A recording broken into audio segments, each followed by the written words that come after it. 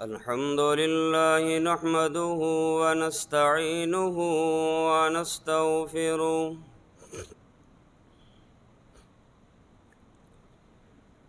ونعوذ بالله من شرور أنفسنا ومن سيئات أعمالنا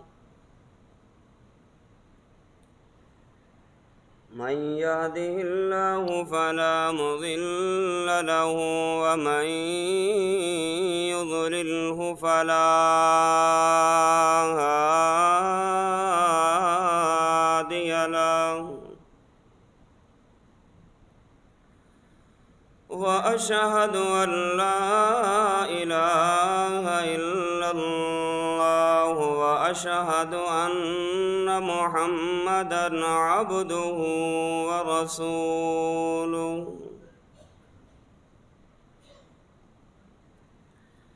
اللهم صل على محمد وعلى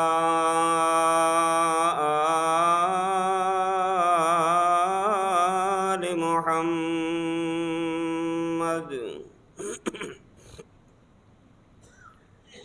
كما صليت على إبراهيم وعلى آل إبراهيم إنك حميد مجيد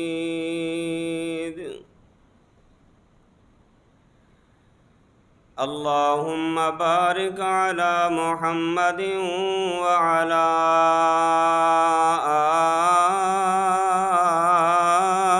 آل محمد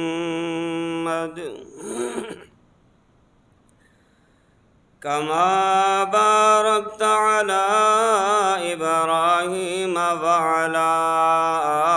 آل إبراهيم إنك حميد مجيد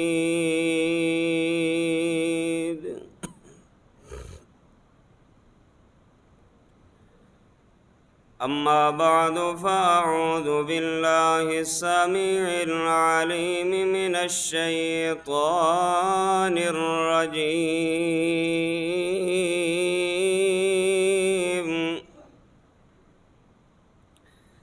بسم الله الرحمن الرحيم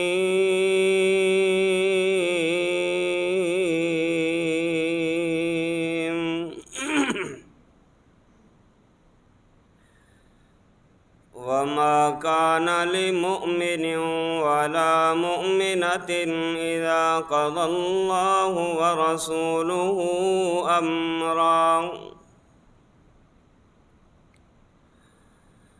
إذا قضى الله ورسوله أمرا أن يكون لهم الخيرة من أمرهم ومن يعص الله ورسوله فقد ضل ضلالا مبينا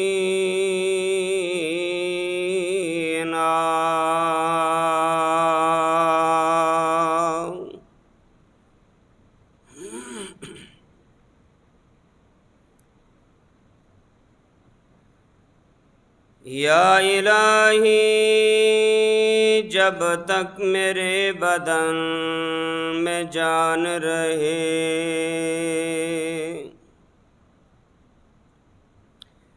میری یہ تمنا ہے کہ میرے لب پہ تیرا قرآن رہے اور یہ بھی تمنا ہے کہ اس دنیا میں کوئی کام کر جاؤں الہی اگر توفیق مل جائے تو خدمت اسلام کر جاؤں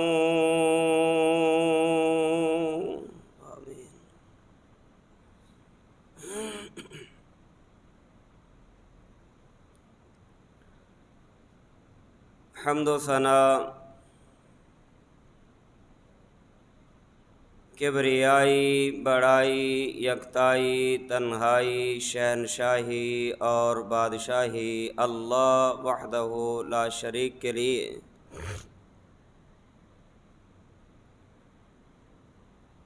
بے شمار درود و سلام امام الانبیاء خاتم الانبیاء جناب محمد الرسول اللہ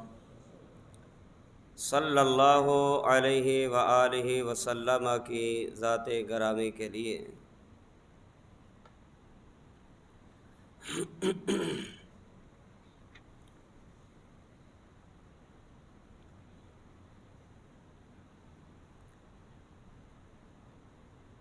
دنیا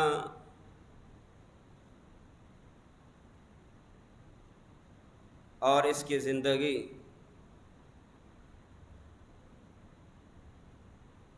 زندگی کے بعد موت، موت کے بعد قبر، اور پھر اس کے بعد میدان محشر۔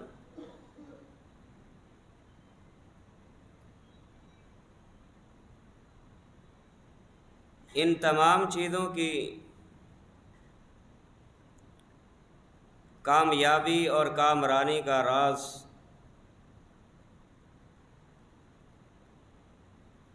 عقیدہ توحید کے ساتھ ساتھ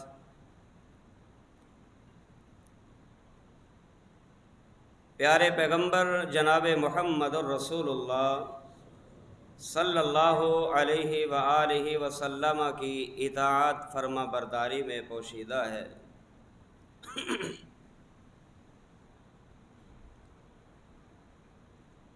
پیارے پیغمبر علیہ الصلاۃ والسلام کی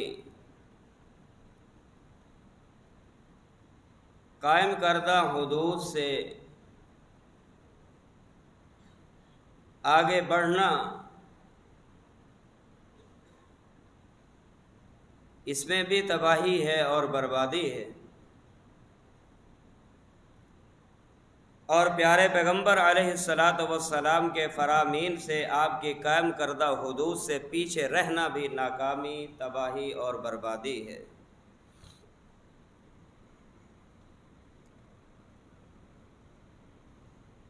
کامیاب انسان وہ ہے، کامران انسان وہ ہے، دنیا اور آخرت کی کامیابی سے سرفراز انسان وہ ہے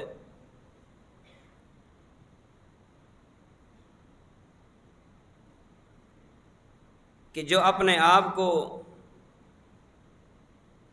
اپنی خواہشات کو،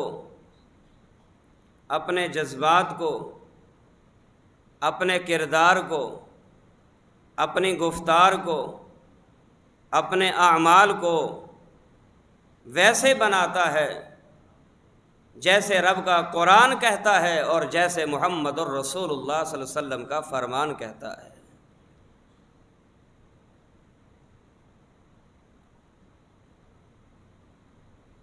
اگر انسان کے اعمال میں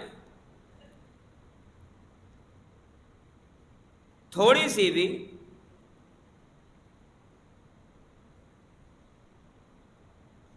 اپنی سوچ کو اس نے دخل دے دیا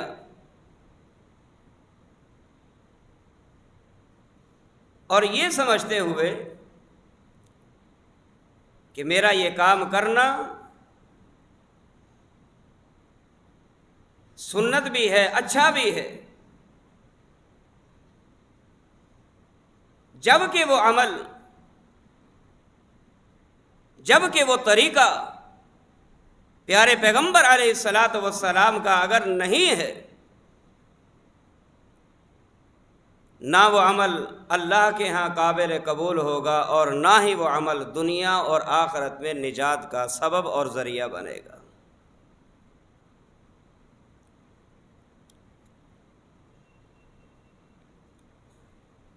صحیح بخاری کی حدیث ہے،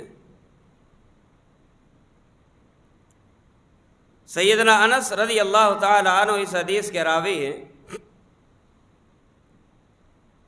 بیان کرتے ہیں کہ امہات المؤمنین کے پاس ایک جماعت صحابہ کی تشریف لائی اور انہوں نے آ کے امہات المؤمنین سے پیارے پیغمبر علیہ الصلاۃ والسلام کے لیل و نہار کے بارے میں، شب و روز کے بارے میں، معمولات زندگی کے بارے میں دریافت کیا کہ آپ کے دن کا معمول کیسا ہے، آپ کے رات کا معمول کیسا ہے، آپ کے عبادات کا طریقہ کار اور معمول کیسا ہے۔